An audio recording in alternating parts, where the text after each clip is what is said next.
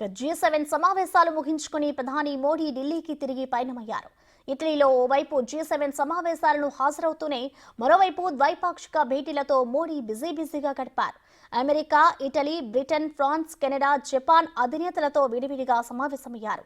ఆ దేశాలతో ద్వైపాక్షిక బంధాలను బలోపేతం చేసుకునే దిశగా చర్చలు జరిపారు.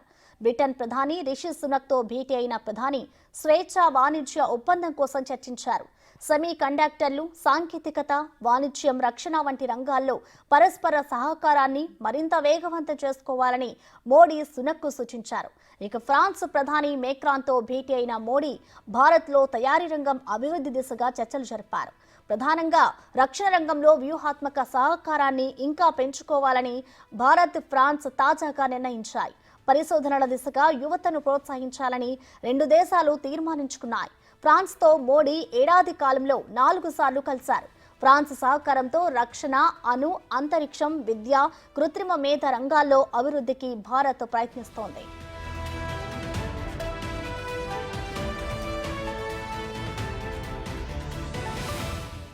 ఇటు జపాన్ ప్రధాని కిషిదాతో ప్రాంతీయ అంశాలపై మోడీ చర్చించారు. ఇటలీతో ద్వైపాక్షిక సంబంధాల బలోపేతంపై ఆ దేశ ప్రధానమంత్రి జార్జియా మెలోనీతో సమావేశంలో భారత ప్రధాని సమాలోచనలు జరిపారు. మరోవైపు ఉక్రెయిన్ అధ్యక్షుడు జెలెన్స్కీతో కూడా మోడీ భేటీ అయ్యారు. ఇక మిగిలిన దేశాల సంగతి అటుంచితే మోడీ, కెనడా ప్రధాని జస్టిన్ ట్రూడేల భేటీ అందరి దృష్టిని ఆకర్షించింది.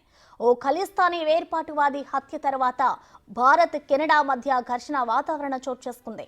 ఆ కేసు ఇరు దేశాల మధ్య సంబంధాలకు బీటలు వారేలా చేసింది. ఆ ఘర్షణల తర్వాత మోదీ, ట్రూడో నేరుగా భేటీ అవడం ఇదే తొలిసారి.